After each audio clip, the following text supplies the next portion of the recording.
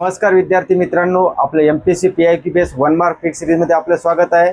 आज आपण सायन्सचा नाही का, आज तुमचा 1 मार्क नक्की फिक्स करणार आहोत। एक पेज माहिती आहे आणि 1 मार्क फिक्स करणार आहोत।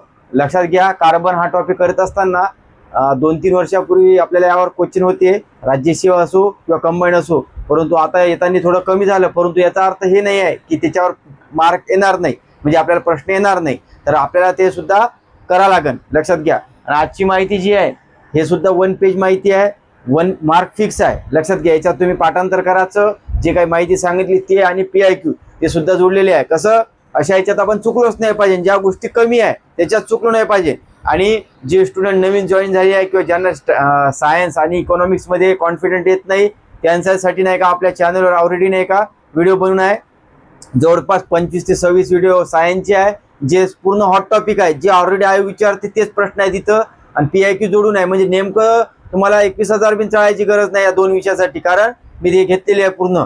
आणि नक्की पहा, आणि जवळपास तुम्हाला सांगतो ना, आतापासून जर तुम्ही ते व्हिडिओ पाहिले डेली 1-2 तुम्ही जवळपास पेपर यामध्ये 17 ते 18 मार्क घेऊ शकता, ज्यांचा स्कोर कमी आहे या विषयामध्ये। लगेच घ्या, आपल्याला कोणते क्वेश्चन सोडता आले पाहिजे कोणते नाही हे सुद्धा समजलं पाहिजे ना। आपण सर्व माहिती करू शकत नाही। वनस्पतीवरचा प्रश्न आला, खूप डीप आला, तर ते आपल्याला येत नसते, मग तिथं लॉजिक ट्रिक्स काही कॉमन गोष्टी भेटतात का त्यानुसार जातो। परंतु आपल्याला चुकलं नाही का पाहिजे काय, की एखादा क्वेश्चन फॅक्च्युअल आहे किंवा ब्रायोफायटा का आहे, टेरिडोफायटा का आहे, त्याचे उदाहरण का आहे, त्याच्यामध्ये कोणकोणते गट येतात, काय वैशिष्ट्य आहे त्यांच्यात, हे एवढं आलं पाहिजे आपल्याला। आपण जर फार टेरिडोफायटामध्ये फार सूक्ष्म गेला आयोग, आणि जे आपण कधी संदर्भ करत नाही बुक मध्ये, ते चुकलं तरी काही हरकत नाही। तर लक्षात घ्या, चला तर आता पाहू आपण कार्बन हा टॉपिक घेताना नाही का, याचे नाही का भाग 1 भाग 2 असणार आहे। कार्बन आपण यामध्ये काही महत्वाचे जे अपुरूपी आहे, एलोट्रॉप जे म्हणतो, ज्यावर क्वेश्चन आहे आणि नक्कीच तुमचा मार्क फिक्स होईल। लक्षात घ्या, कार्बन जे आहे, कार्बन हे सर्वप्रथम अधातू आहे। लक्षात ठेवायचा, काय अधातू। कधी कधी कसं असतं, कार्बनवर बरेच प्रश्न आलेले आहे। कार्बन सी म्हणजे carbon 12, carbon 14, alkane, अल्काईन, methanol, ethanol, हे सर्व याच्यात कार्बनच असते। कार्बन शिवाय काहीच नाही, लक्षात घ्या या सायन्स मध्ये। तर मी सांगायचं तात्पर्य काय, जर असं विचारलं कार्बन हा धातू आहे पहिलं सेंटेन्स, तर आपण एवढं पाहत नाही सूक्ष्म, कारण की त्यांनी विचारलं जनरलच। परंतु आपण कसं बाकीच्या गोष्टी येईल, परंतु हे नाही येणार। लक्षात घ्या, कार्बन काय अधातू आहे, कार्बन मध्ये किती शब्द आहे 3, अधातू 3 शब्द आहे, असंही लक्षात ठेवा। त्यानंतर याचा अणुअंक जे आहे, अणुअंक 6 आहे आणि अणुवस्तुमानांक याचा 12 आहे। लक्षात ठेवा, 6, 12, कार्बन 12 म्हणतो। कधी कधी जर कार्बन 14 विचारलं, त्याचा अणुअंक किती राहील 6, आणि अणुवस्तुमानांक किती 14 आहे, तर त्याचा 14 राहील। लक्षात ठेवा अणुवस्तुमान। आणि जर तुम्हाला त्याच्यात विचारलं प्रोटॉन काय न्यूट्रॉन काय, ते तुम्हाला कळालं पाहिजे। अणुअंक म्हणजे काय असते, प्रोटॉनची संख्या असते, आणि जेवढी प्रोटॉन असते तेवढेच काय असतात, इलेक्ट्रॉन असतात। म्हणजे इथं सांगायचं तात्पर्य कसं असं असते बघा, समजा आपण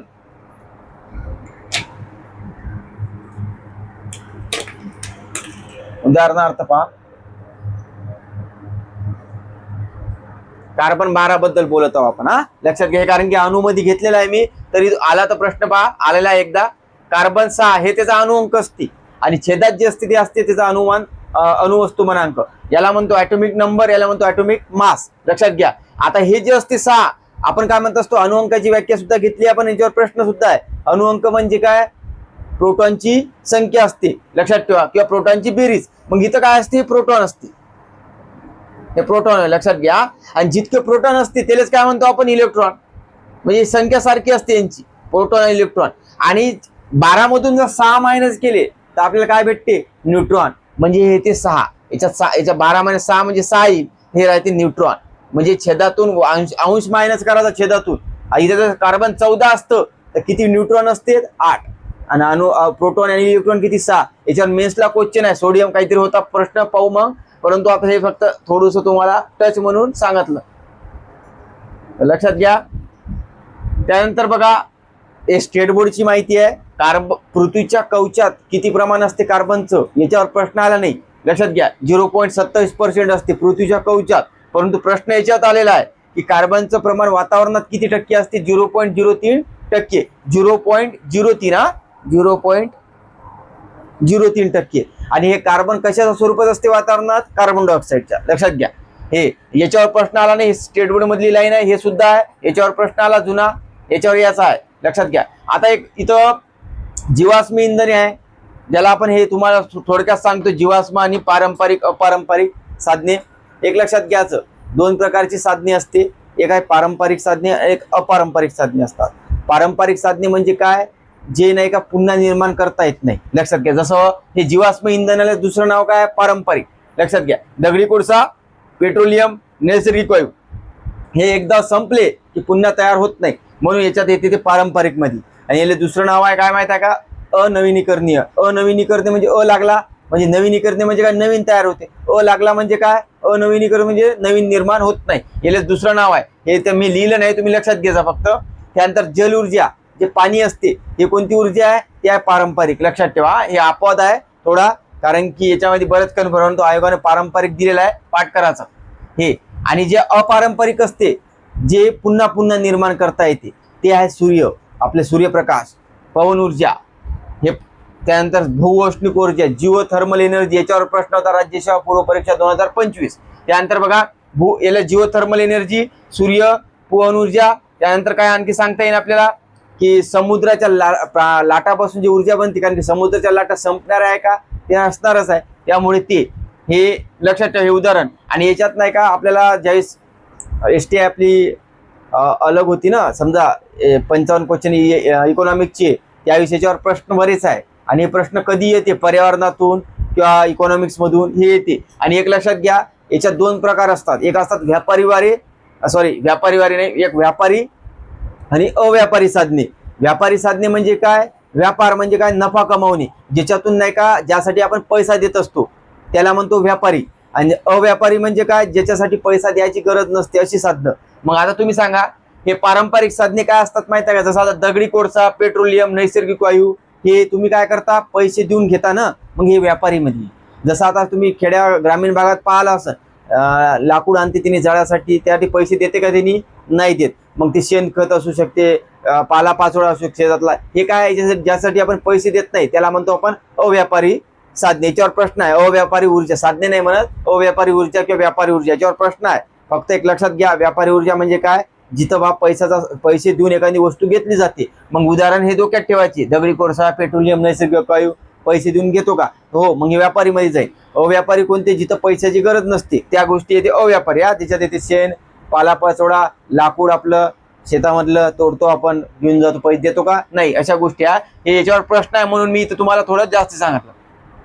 त्यानंतर सर्वात महत्वाचं आपल्याला कार्बनचे अपुरूपे आणि एलोट्रॉप. याच्यामध्ये काय असते, कार्बनचे अपुरूपेची व्याख्या सांगतो, येत नाही परंतु आलं तर लक्षात घ्या.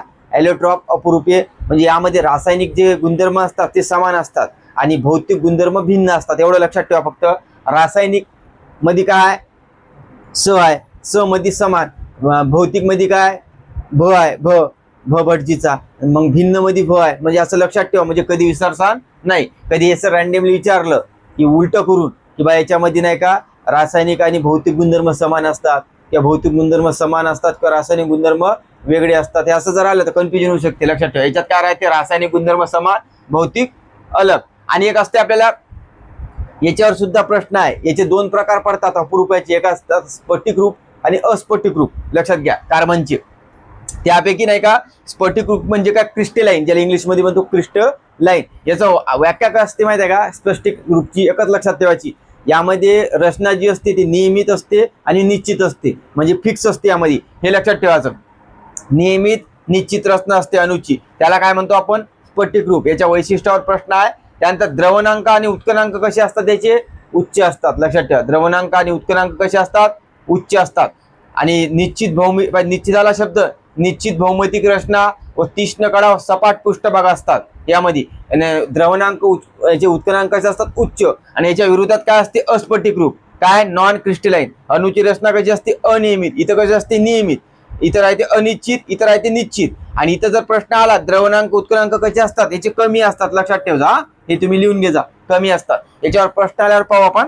त्यानंतर बघा अस्फटिक रूपचं उदाहरण लक्षात ठेवा पहिले, कारण की स्फटिक रूपवर तर आपण घेतो डिटेल, परंतु अस्फटिक रूपचं लक्षात ठेवा. दगडी कोळसा, लोणारी कोळसा, याचं उदाहरण बघा. अस्फटिक रूपचं दगडी कोळसा, त्यानंतर लोणारी कोळसा आणि कोक कोक आहे हा, लक्षात ठेवा. हे उदाहरण कायचे आहे, अस्फटिक रूपचे. आणि स्फटिक रूप जे सांगणार आहे आपण, याचे वैशिष्ट्य काय, नियमित व निश्चित असते, हे लक्षात ठेवा. आणि याच्या व्याख्यावरच प्रश्न आहे, निश्चित असते का नाही आहे, हे प्रश्न पाहिल्यावर क्लिअर होईल. चला आता आपण पाहू, ज्याच्यावर प्रश्न असते आपला ते आहे कार्बनचे ॲलोट्रॉप. ते 3 याच्यावर महत्वपूर्ण, हिरा, ग्रॅफाइट आणि फुलरेन्स. फुलरेन्सवर जास्त प्रश्न नाही, परंतु येऊ शकते. हिरा आणि ग्रॅफाइटच्या याच्यावर आपल्याला फरकावर जास्त प्रश्न असतात, लक्षात घ्या. पहिला बघा, यांचं जे आकार असते हिऱ्याचा आणि ग्रॅफाइटचा, याच्यावर प्रश्न आहे हा, याला इंग्लिश मध्ये वाचायचं. आकार कसा आहे याचा हिऱ्याचा, टेट्राहेड्री. कसा आहे, टेट्राहेड्री. इंग्लिश मध्ये पाठ करायचं, टेट्राहेड्री आकार आहे. त्यानंतर याच्यामध्ये जे रचना कशी असते, डायमेन्शन कसं असते त्यात, म्हणजे त्रिमिती असते का द्विमिती असते, याच्यावर प्रश्न आहे. याची रचना कशी असते, त्रिमिती असते. याच्यात 3 असते हा, लक्षात ठेवा. त्रिमिती असते, 3 डायमेन्शन इंग्लिश मध्ये त्रिमिती. टेट्राहेड्री काऊन म्हणतो मी, याच्यामध्ये तुम्हाला नाही का पुस्तकामध्ये नाही का चतुष्कोन दिलेला आहे हा, आणि पर्यामध्ये नाही का मराठीत चतुष्कोन होतो, परंतु टेट्राहेड्री आकार नव्हता, हे लक्षात. म्हणून म्हटलं टेट्राहेड्री आकार आहे. याचं 3 डायमेन्शन आहे. याच्यात बॉन्ड कोणता हिऱ्यामध्ये, तर लक्षात ठेवायचं कोव्हॅलंट बॉन्ड, सहसोयीच बॉन्ड आहे. त्यानंतर याच्यामध्ये किती अणू एकत्र येत असते, तर लक्षात ठेवा 4. पाठ करायचं, किती अणू येते, तर 4 कार्बन अणू असतात यामध्ये. इथं 3 टाकते, पहा सांगतो. हे फरक असा लक्षात ठेवायचा. याच्यामध्ये आकार पहा, याचा आकार टेट्राहेड्री आहे, याचा कसा आहे, हेक्सागोनल आहे. इंग्लिश मध्ये पाठ करायचं. परत लिह षटकोनी. हेक्सा म्हणजे काय असते, 6, म्हणून षटकोनी, ते लक्षात ठेवायचं. जर मराठीत कसं लक्षात ठेवण्यापेक्षा इंग्लिश मध्ये राहिलं खूप चांगलं असते. हेक्सागोनल. आणि याचा असते टेट्राहेड्री. याच्यात किती असते डायमेन्शन, 3. आणि इथं किती असते, 2. आला फरक. हे द्विमितीय, हे त्रिमितीय, लक्षात ठेवा. आणि याच्यात किती अणू आहे, 4. याच्यात किती आहे, 3. हे फरक लक्षात ठेवा. याच्यावरूनच तुमचा प्रश्न सॉल्व्ह होते बराच हा, लक्षात घ्या. आयोगनं म्हटलं हिऱ्यामध्ये 3 असते, तर आपण काय म्हणजे हो असू शकते बा, असं एवढं पाठ करत नसतो आपण. परंतु आता याच्यात फरक आहे, तर लक्षात ठेवा. 4 कार्बन अणू असतात यामध्ये, याच्यात 3. तुम्ही व्यवस्थित लिहा. त्यानंतर बघा, याच्या गुणधर्मावर प्रश्न आहे. स्टेट बोर्डच्या लाईन आहे आणि इथूनच उचललेलं आहे आयोगानं. आपण जास्त काही डिटेल्स जाऊ नये, प्रश्न सॉल्व्ह झाला पाहिजे, हाच उद्देश आहे आपला. त्यानंतर हिरा जो आहे सर्वात कठीण पदार्थ असते निसर्गातला, लक्षात ठेवायचं. त्यानंतर बघा, याची घनतावर स्टेट बोर्ड मध्ये आहे पण आला नाही तर विचारू शकते. याची घनता आहे 3.5 ग्रॅम सेंटीमीटरचा घन. त्यानंतर द्रवणांक आहे 35°C. तर तुम्हाला इथं काय दिसत आहे, 35 दिसत आहे कॉमन, तर लक्षात राहते आपलं 3.5 आणि 3500. त्यानंतर बघा, याचं वैशिष्ट्य काय माहिती, हिऱ्याचं हे कोणत्याही द्रावकात नाही का विरघळत नाही. कोण, हिरा, लक्षात ठेवा. आणि हे याच्या विरोधात नाही का कोण आहे माहिती आहे का, फुलरेन्स आहे. तुम्हाला दाखवतो नंतर, तुम्ही पाहिजा. कोणत्याही द्रावकात विरघळत नाही. हे फुली कायची आहे सांग का, क्रॉस चेन नाहीच होय हा, लक्षात ठेवा. आणि आम्लारीचा याच्यावर परिणाम होते का, नाही होत, हे सुद्धा पाठ करा. त्यानंतर हे मग प्रश्न याच्यावर येते खास, याच्यावर आले नाही आहे. 1, 2, 3 हे 4 याच्यावर आले नाही आहे, हे विचारू शकते तुम्हाला. हिरा कसा असते, विद्युत दुर्वाहक असते, लक्षात ठेवा. आणि मग विद्युत दुर्वाहक जर हिरा असेल, मग ग्रॅफाइट काय असते, विद्युत सुवाहक असते, लक्षात पहा. इथं असेल देऊन बघा, विद्युत सुवाहक असतात कोण, ग्रॅफाइट. हे विद्युत दुर्वाहक. आला फरक, हे एका जागी लिहायचा. हे विद्युत दुर्वाहक का नाही, यामध्ये मुक्त इलेक्ट्रॉन नसते. ज्यामध्ये इलेक्ट्रॉन नसतात त्याच्यामध्ये विद्युत जाऊ शकत नाही, लक्षात ठेवा. याच्यात काय असतात, मुक्त इलेक्ट्रॉन नसतात. याच्यात काय असतात, मुक्त इलेक्ट्रॉन असतात, आहे का. हे फरक लिहा जवळपास. त्यानंतर बघा, हे कोणत्याही द्रावकात विरघळत नाही, परंतु हे जे ग्रॅफाइट असते बहुतांश याच्या द्रावकात विरघळत नाही. बघा इथं काय शब्द आहे, बहुतांश द्रावकात विरघळत नाही, हे फरक लक्षात ठेवा. इथं फक्त इथं काय दिलेलं नाही त्यांनी, कोणत्याही द्रावकात विरघळत, इथं बहुतांश द्रावकात विरघळत नाही. जर प्रश्न असा आला काही द्रावकात विरघळू शकते का, तर ते बरोबर द्या लागेल, कारण की इथं बहुतांश शब्द आहे हा. त्यानंतर बघा, हाच फरक इथं पहा. हा, इथं द्रावकात कसा विरघळते बा, हे अपवाद आहे. असा जर प्रश्न आला तुम्हाला, असं कोणतं कार्बनचा अपरूप आहे की बा ते द्रावकात विरघळते, तर मग हे 2 नाही लिहायचे, फुलरेन्स लिहायचा. फुलरेन्सवर जास्त प्रश्न नाही आहे आपल्या, लक्षात घ्या. हे याच्यावर यूज आपण इथं एकदा पहा. सर्वात कठीण पदार्थ, घनता, द्रवणांक, कोणत्याही द्रावकात विरघळत नाही, आम्लामरीचा परिणाम नाही, विद्युत दुर्वाहक असतात. इथे या आता, हे ग्रॅफाइटचा आहे नाही का, ग्रॅफाइटचा एक पापुद्र असते, त्याला आपण ग्राफिन म्हणत असतो हा. मग तुम्हाला येईल पर्यामध्ये खालीलपैकी ॲलोट्रॉप कोणते, तर पर्यामध्ये ग्राफिन मिळालं तर ते ॲलोट्रॉपच आहे हा. याच्या एका घटकाला म्हणत असते ग्राफिन, हे लक्षात ठेवा. ग्राफाइट, ग्राफिन, हिरा आणि फुलरेन्स हे तुम्हाला येईल.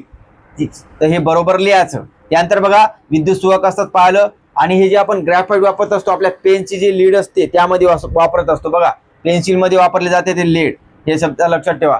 वापरू म्हणजे विचारू शकते वा पेन्सिल मध्ये कोण वापरला जाते याच्यापैकी. याचा शोध लक्षात ठेवा कारण की हे स्टेट बोर्ड मधली लाईन आहे पण आलं नाही. निकोलस क्वांटी कोण आहे? निकोलस क्वांटी. याची घनता लक्षात ठेवा 1.9 ते 2.3च्या दरम्यान आहे. याची घनता जसे 3.5 आहे याची घनता याच्यापेक्षा कमी आहे. कोणाची? ग्रॅफाइटची. कारण की हिरा आहे, डायमंड आहे म्हणून त्याची घनता जास्त राहील. परंतु लक्षात ठेवायचं 1.9 ते 2.3 हे काऊन लक्षात ठेवायचं? स्टेट बोर्डची आहे आणि कमी माहिती आहे म्हणून. हे बहुतांश द्रावकात विरघळत नाही. लक्षात ठेवा. याचे जे उपयोग आहे ना याच्या उपयोगावर प्रश्न आहे बघा. दोघांचे उपयोग पहा. काच कापणे, खडकाला छिद्रे पाडणे यासाठी उपयोगी आहे. त्यानंतर अलंकार तयार करण्यासाठी हिरा वापरतो. डोळ्याची शस्त्रक्रियावर थोडं फोकस करायचं. डोळ्याच्या शस्त्रक्रियामध्ये सुद्धा वापरला जाते. हिऱ्याचा वापर नाही का, हिऱ्याच्या भुकटीचा वापर दुसऱ्या हिऱ्याला चकाकी देण्यासाठी केला जातो. हे सुद्धा लक्षात ठेवा.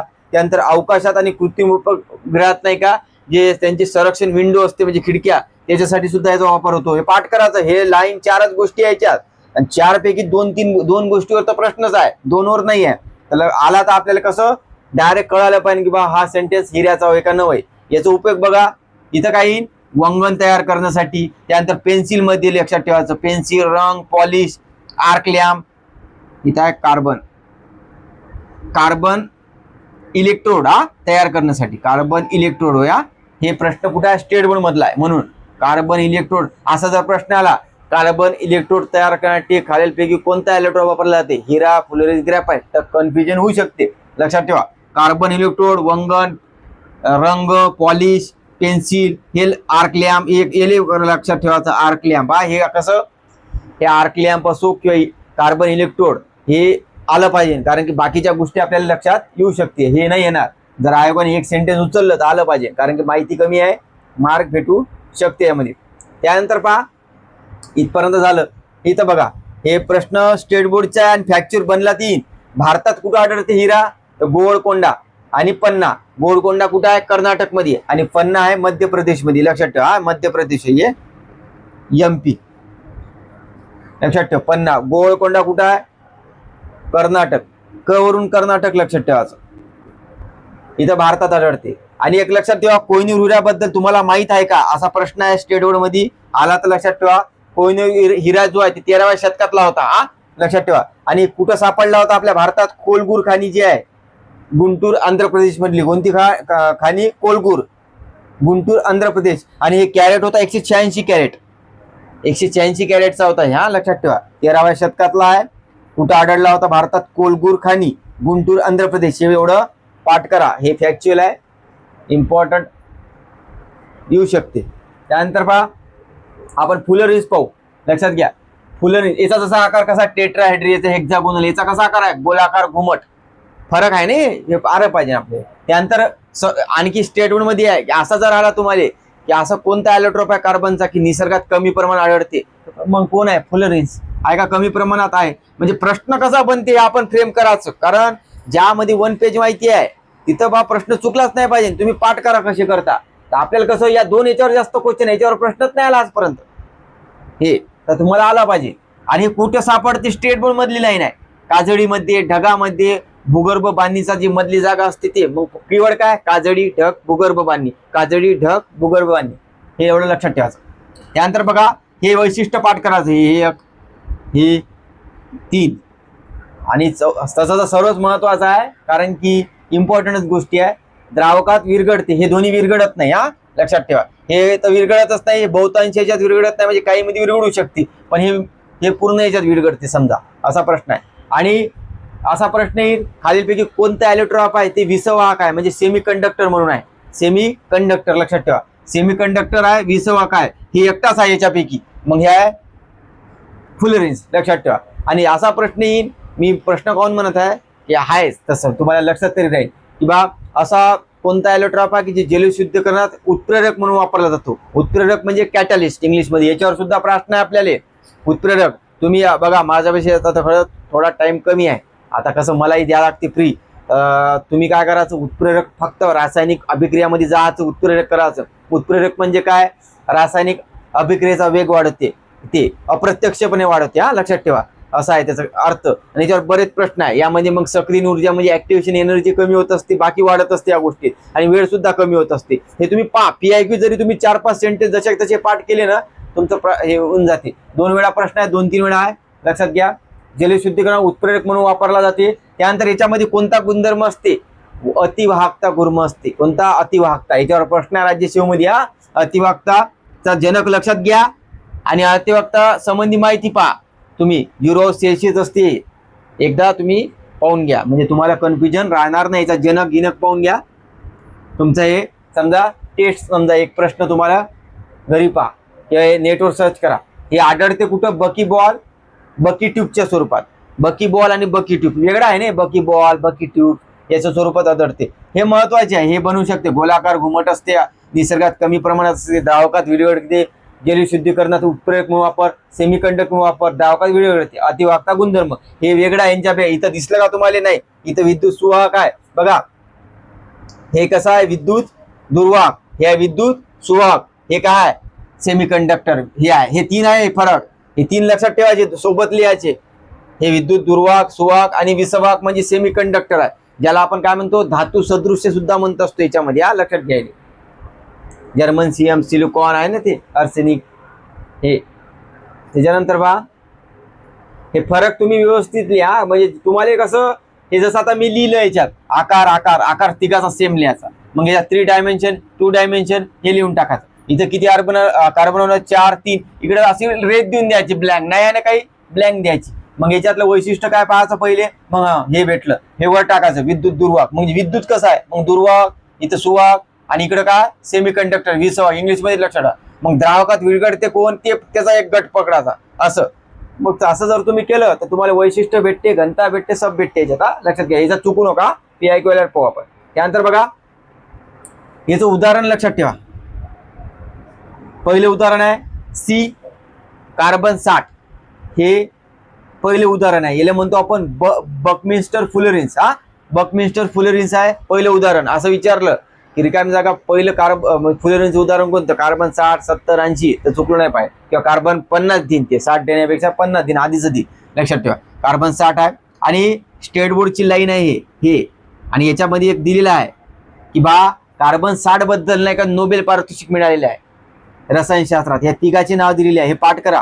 रिचर्ड स्मॉली, रॉबर्ट कल आणि हेरॉल्ड क्रोटो. लक्षात ठेवायचं. आणि पूर्ण नाव नाही लक्षात ठेवायचं लागतं. स्मॉली कर क्रोटो, स्मॉली कल क्रोटो. या क्रोटो, स्मॉली कल क्रोटो असं लक्षात ठेवा. म्हणजे कसं 1-2 दावा असा कधी विचारला की 1966 मध्ये रसायनशास्त्रात आपण काय म्हणे की बाई काहून विचारलं, पण स्टेट बोर्ड मधली लाईन आहे, कारण की याच्यावर प्रश्न आलाच नाही. परंतु माझा अंदाज आहे की इथंच विचारीन ते जास्त करून, कारण की विचारलं नाही ना. त्यानंतर थोडक्यात माहिती पहा. दगडी कोळशाचे 4 प्रकार असतात. सर्वांना माहिती आहे, गुगलमध्ये वाचतो. अँथ्रासाइट, बिट्युमिनस, लिग्नाइट, पीट. अँथ्रासाइट, बिट्युमिनस, लिग्नाइट, पीट यामध्ये कार्बनच्या टक्केवारीनुसार काय असते? त्याचा क्रम असते. सर्वात जास्त कार्बनची टक्केवारी कुठं असते? अँथ्रासाइट. मग त्याच्यानंतर बिट्युमिनस, त्यानंतर लिग्नाइट आणि पीट. सर्वात उत्कृष्ट कोणता आहे? तर अँथ्रासाइट. लक्षात ठेवा. अँथ्रासाइट 95%. यामध्ये कसं असते? टक्केवारीमध्ये फरक असते. कुठं 90च्या वर असते, कुठं 80. ते तुम्ही नाही का सिक्वेन्स नुसार लावायचं. जे टॉपर असेल ते अँथ्रासाइट असेल. हे सर्वात शुद्ध व कठीण असते. कोण? अँथ्रासाइट. सर्वात शुद्ध व कठीण आणि सर्वात उत्कृष्ट असते, कारण यामध्ये कार्बनचं प्रमाण सर्वात जास्त असते. म्हणून सर्वात उत्कृष्ट कोळसा कोणता? त्या अँथ्रासाइट. याच्यावर बरेच प्रश्न आहे. त्यानंतर बिट्युमिनस लक्षात ठेवा 70 ते 90 असते.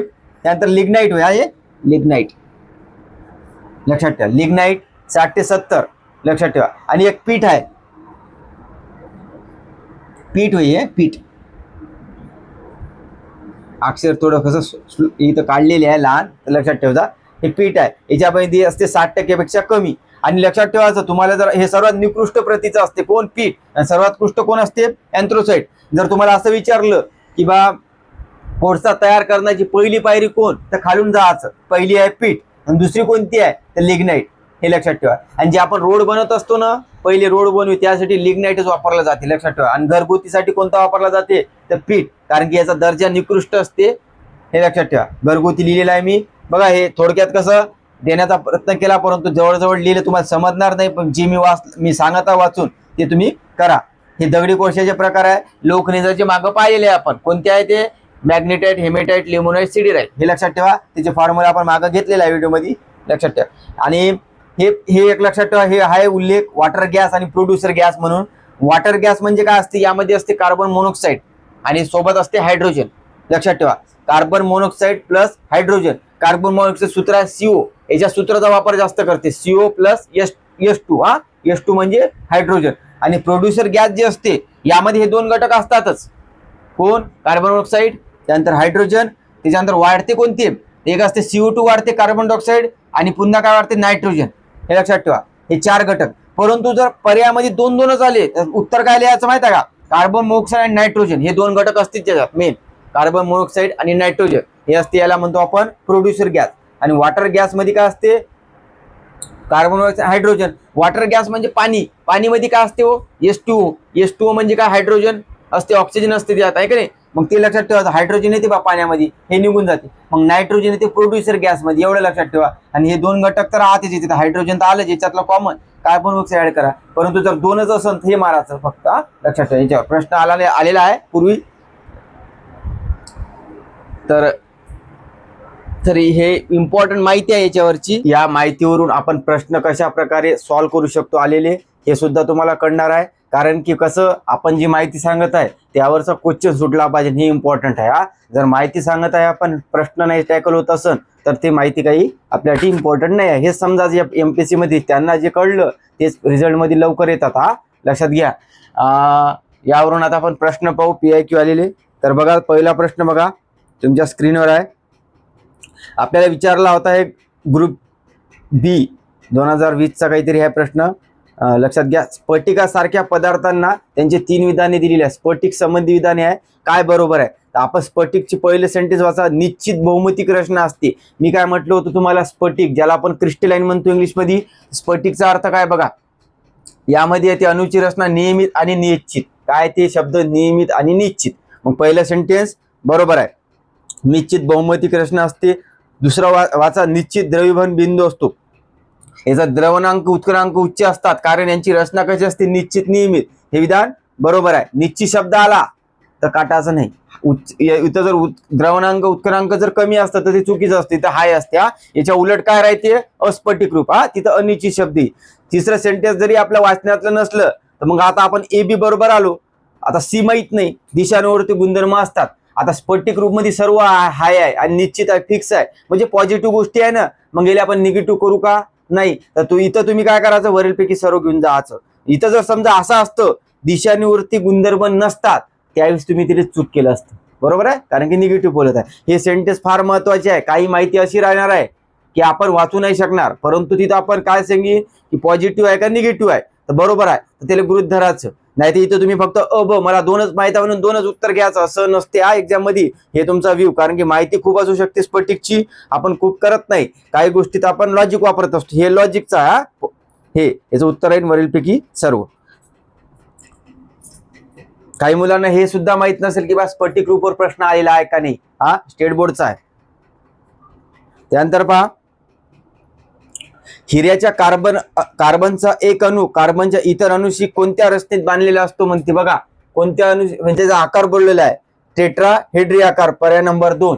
हे टेट्राहेड्रीच वाचायचं याचं, कारण की मराठीमध्ये कन्फ्युजन होते. याचा आकार टेट्राहेड्री, याचा हेक्सागोनल आणि याचा आहे गोलाकार घुमट. हे प्रश्न पाठ करायचं. 3 डायमेन्शन 2 डायमेन्शन हे प्रश्न आलेल्यावर पाहू आपण. हे आता आकारावर प्रश्न आहे. तुमचा फरक तिघाचा आला पाहिजे, आकार घेकार तुम्ही व्यवस्थित लिहा. आता मागं व्हिडिओमध्ये सांगितलं आपण. त्यानंतर बघा नेक्स्ट क्वेश्चन, राज्यसेवा पूर्व परीक्षेचा प्रश्न आहे 2024 का 25चा. आपल्याला याच्यावर विचारलं, हिरा काय आहे म्हणते, विद्युत दुर्वाहक आहे काय, हिरा विद्युत दुर्वाहक आहे. हे काय, विद्युत सुवाहक. हे काय, विसवाहक. हे तिन्ही आल्या पाहिजे गोष्टी एकाच वेळेस लक्षात. प्रश्न कसाही फिरला आला पाहिजे, कारण हे विद्युत याच्यात इलेक्ट्रॉन असतात म्हणून. सुवाहक म्हणजे इलेक्ट्रॉन असतात आणि विद्युत दुर्वाहक म्हणजे इलेक्ट्रॉन नसतात. त्यानंतर बघा, ग्रॅफाइट मध्ये द्विमितीय पत्रकासारखी रचना असते. द्विमितीय इंग्लिश मध्ये वाचा 2 डायमेन्शन इन 3 डायमेन्शन किंवा 2 डायमेन्शन. ग्रॅफाइट 2 डायमेन्शन म्हणजे द्विमितीय. विधान बरोबर आहे. आणि जर हिरा विचारलं तर 3 डायमेन्शन. आणि कार्बन अणू इथं 4 आहे, इथं 3 आहे. हे फरक लक्षात ठेवा. त्यानंतर ग्रॅफाइट विद्युत वाहक आहे म्हणते. लक्षात घ्या, विद्युत वाहक आहे का, आहे. याच्यात विद्युत सुवाहक म्हणजे विद्युत वाहक म्हणजे विद्युत जाऊ शकते. हे विद्युत दुर्वाहक, हे विसवाहक. आला फरक वावरत. हे विधान बरोबर आहे. त्यानंतर खडकाला भोग पाडण्यासाठी म्हणजे छिद्र पाडण्यासाठी म्हणताय बघा, काच कापणे आणि खडकाला छिद्रे पाडणे, काय ते हिरा, हे विधान बरोबर आहे. याचं उत्तर आहे वरीलपैकी सर्व.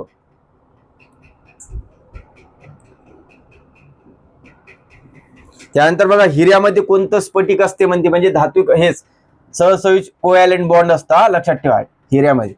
बाकी आपण धात्विक म्हणजे मेटॅलिक बॉन्ड, त्यानंतर आयनिक आपण घेतलेलं आहे मागच्या व्हिडिओमध्ये डिटेलमध्ये, एकदा पाहून घ्या तुम्ही.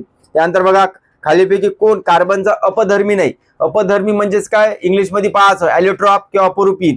मराठीत अपधर्मी, अपुरूप, इंग्लिशमध्ये ॲलियोट्रॉप, इंग्लिशमध्येच पाहायचा. तर ग्रॅफाइट, ग्राफिन आणि फुलरी. तर लक्षात घ्या, आपण घेतलं होतं ग्रॅफाइट, हिरा, फुलरीज आणि ग्राफाईन, हे याच्यातच येते ना, याचा एक भाग आला म्हणतो आपण, म्हणून हे चारही गोष्टी काय असते, ॲलियोट्रॉप. याचं उत्तर आहे कोणतंही नाही, म्हणजे सर्व आहे.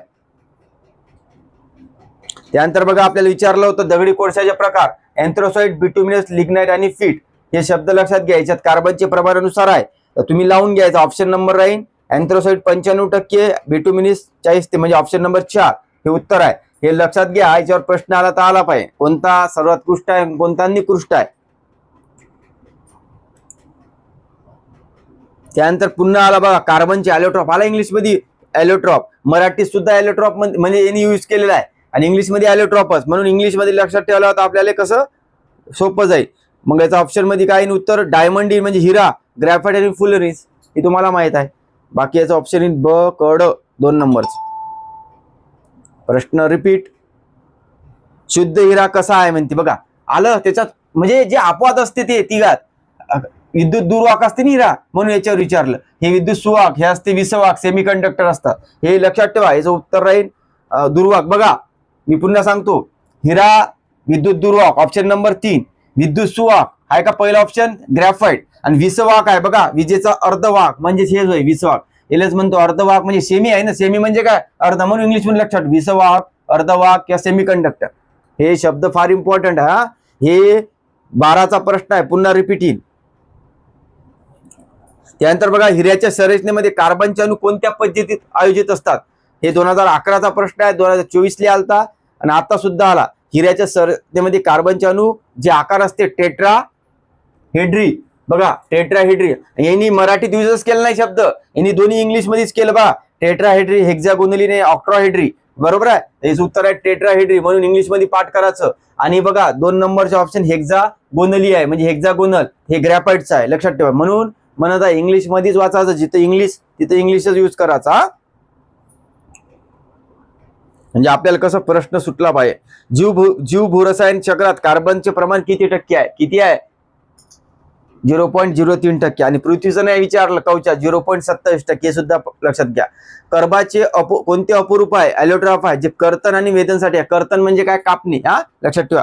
कापते काय, काच कापणे, हाय कापण्यासाठी कोण आहे, तर हिरा आहे. याचं उत्तर ग्रॅफाइट कापणे गिपण्यासाठी नाही आहे, हिरा आहे, डायमंड. आणि लक्षात ठेवा, सर्वात कठीण पदार्थ हाच आहे, म्हणून यानं कापते.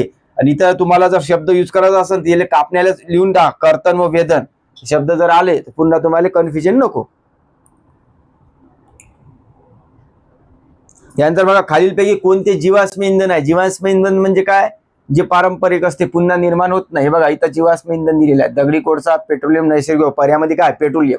आणि हे बघा इथं पारंपरिक जल ऊर्जा आहे, जल ऊर्जा सुद्धा येते, लक्षात घ्या. अपारंपरिक मध्ये सूर्य, पवन ऊर्जा, भूऔष्णिक ऊर्जा, जैविक ऊर्जा सुद्धा येते, जैविक. आणि समुद्राच्या लाट्यापासून मिळणाऱ्या लाटा जी असते त्यापासून जी ऊर्जा त्याला सुद्धा येते. हे 5 गोष्टी इथं हे तुम्ही एकत्र लिहा.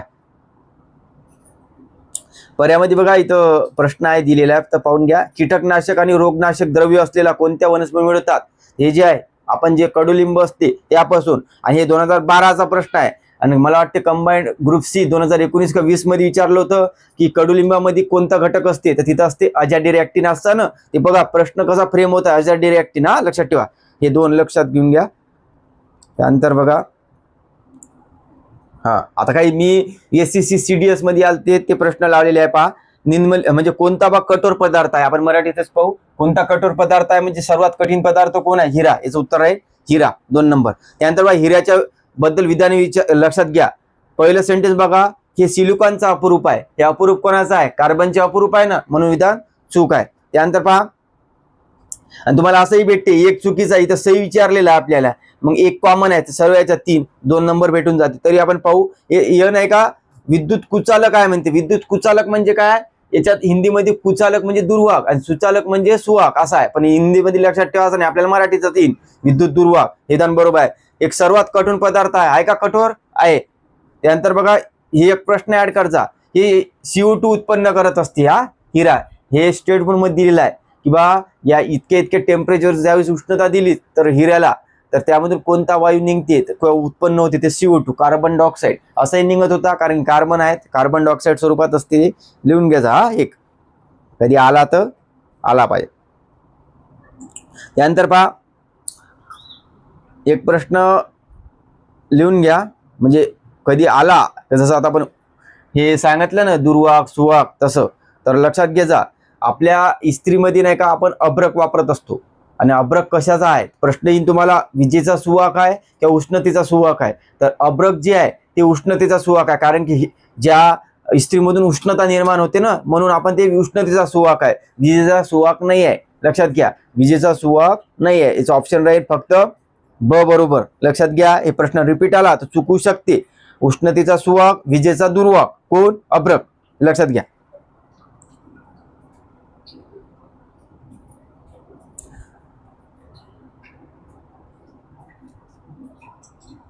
विचारलं होतं सीसा पेन्सिल के निर्माण में कशाचा उपयोग होते. पेन्सिल मध्ये काय वापरतो आपण, ग्रॅफाइट. हे लक्षात घ्या. 215वा प्रश्न महत्वाचा आहे बघा. अधातू जे असते असतात म्हणते सामान्यतः नाही का विद्युत दुर्वाहक असते म्हणते, परंतु ग्रॅफाइट जे असते विद्युत सुवाहक असते म्हणते. कारण त्यामध्ये काय असते, मुक्त इलेक्ट्रॉन असते बघा. कारण मुक्त इलेक्ट्रॉन असते म्हणून सुवाहक, याच्यात नसते म्हणून दुर्वाहक असते. हा लक्षात घ्या, हे प्रश्न महत्वाचा आहे. ज्याच्यामधून वीज जाते त्याच्यात असते इलेक्ट्रॉन. लक्षात, इथं ऑप्शन नंबर 2. हा, तर अशा पद्धतीने नाही का आपण यावर्षी PIQ पाहिले, आणि तुम्हाला एक कळलं असेल, एक पेज माहिती आहे, 1 मार्क फिक्स आहे तुमचा. याच्यावर चुकलेच नाही पाहिजे. यावर्षी आपले जे काही स्टुडंट आहे ना, त्यांना सायन्समध्ये जर फॅक्च्युअल डाटावरच क्वेश्चन आलेले आहेत, टेस्टचे टॉपिक 9 ते 10 मार्काच्या वरच मिळाले पाहिजे ना. आणि काही क्वेश्चन त्या ठिकाणी डाटा खूप असते, तिथं तुमचे लॉजिक असले पाहिजे ना, लॉजिक ट्रिक कॉमन गोष्टी हे पाहायचं. आणि जिथं तुम्ही इथं लॉजिक नाही वापरायचं, की कार्बनचा ॲलोट्रॉप विचारलं कोणता आहे, तर यामध्ये तुम्ही लॉजिक लावसान का, इथं लॉजिक लावत नाही, इथं पाठ पाहिजे. इथं लॉजिक नसते. लॉजिक कुठं असते, अननोन क्वेश्चनवर, आणि त्या क्वेश्चनचं लॉजिक जर चुकवायचं असेल तर ते चुकणार आहे आपला, पण कॉमन येणं जायचं, जे सर्वांचं बरोबर ते आपलं आलं पाहिजे. याच्यात 9 ते 10 क्वेश्चन आले पाहिजे. ज्या स्टुडंटना नाही का इकॉनॉमिक्स आणि सायन्समध्ये कॉन्फिडंट येत नाही त्यांनी नक्की व्हिडिओ पहा. आता सुद्धा टाइम आहे, 25-26 व्हिडिओ आहे आपले सायन्सचे, 25 व्हिडिओ आहे आपले इकॉनॉमिक्सचे, ज्यामध्ये PIQ सुद्धा लावलेले आहे. हा, तुमचे मार्क नक्की फिक्स होईल 17 ते 18. आपण मग नाही का ज्यावेळेस पेपर झाला तर तेव्हा स्क्रीनशॉट येईल, त्यावेळेस ते आपल्या बॅच मधलेच असणार आहे बरेच क्वेश्चन, कारण की सर्व हॉट टॉपिक आहे, कारण की आयोगाने विचारले आहे आणि आयोगाले आपण घेऊनच आपण त्याची माहिती घेतलेली आहे. तर तुम्हाला नक्कीच फायदा होईल, ज्यांचा कॉन्फिडंट नाही आहे. परंतु ज्यांना कॉन्फिडंट आहे त्यांनी नाही पाहिलं तरी चालेल, हा लक्षात घ्या. परंतु ज्यांना वाटते की बाबा रिव्हिजन पाहिजे ते एकदा पाहून घ्या तुम्ही. तर यानंतर आपण नाही का याचा एक पार्ट 2 करू, त्याच्यामध्ये हायड्रोकार्बन ही संतृप्त हायड्रोकार्बन हाय, असंतृप्त आहे, मिथेनॉल इथेनॉल आहे, कार्बन 14 कार्बन 12 याच्यावरची घेऊ, आणि हा कार्बन टॉपिक एंड करू. हा लक्षात घ्या. तर जर तुम्हाला व्हिडिओ जर आवडला असेल नक्की लाईक करा, कमेंट करा, शेअर करा. धन्यवाद.